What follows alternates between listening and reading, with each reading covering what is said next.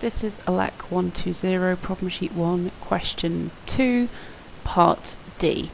So this question asks us to derive from first principles an equation for the potential energy of a system of two positive charges, Q1 and Q2, separated by a distance a.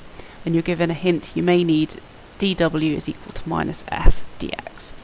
And that's worth 4 marks. And then the next part of this question is, if Q1 is fixed and cannot move, and Q2 has a mass m, what speed would Q2 eventually reach if it was released? But let's focus on the first part to begin with.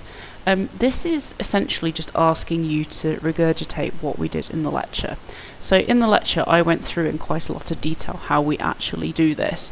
We're just going to prove this equation essentially. So this is the force between two charges, and we're going to start R will change as we get closer to Q1. We're going to start from infinity and end at a distance a.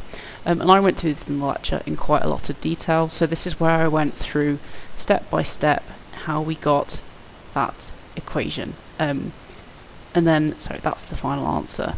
So I've gone through it very briefly on the problem sheet solutions, but I did a much more detailed version in the lecture notes, so I haven't gone through it really here. So force at distance r is given by, that's our force equation. Work done W from infinity to a is minus f dr, so that's using what we were given in the question. So dW is equal to minus f dx, that's what we've put in. And then you just solve it like we did in the lecture notes, and that's our final answer. Is the work is Q1 Q2 over 4 pi epsilon naught a in joules, and this is the potential energy of the system. So if you've done that, that is 4 marks. There we go. It's not a very interesting question, which is why I've gone over it quite quickly, but like I say, it is a past exam question, and it's just making sure you know what's going on. I went through it a lot in the lecture notes. The second part of this question is a lot more interesting.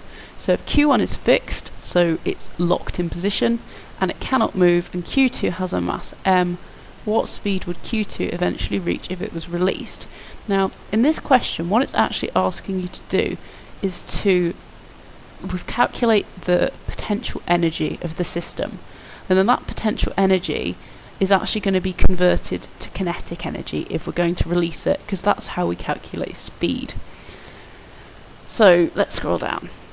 So Q1 is fixed, Q2 has a mass m, what's the speed of Q2? So our potential energy is going to be converted into kinetic energy. So it's basically this equation. So our potential energy is equal to kinetic energy. So our equation for potential energy, which is equal to the work done, is Q1 Q2 over 4 pi epsilon naught a, where a is the distance between the two. And this is equal to kinetic energy, which is half mv squared. And then we can just substitute and rearrange for v, and that's our expression. So v is equal to the square root of 2 Q1 Q2 over 4 pi epsilon naught a m, and that's it. And that's quite an interesting thing. So just if you want, you can imagine it in terms of gravitational fields. If you want, that's a different way to consider a similar sort of principle.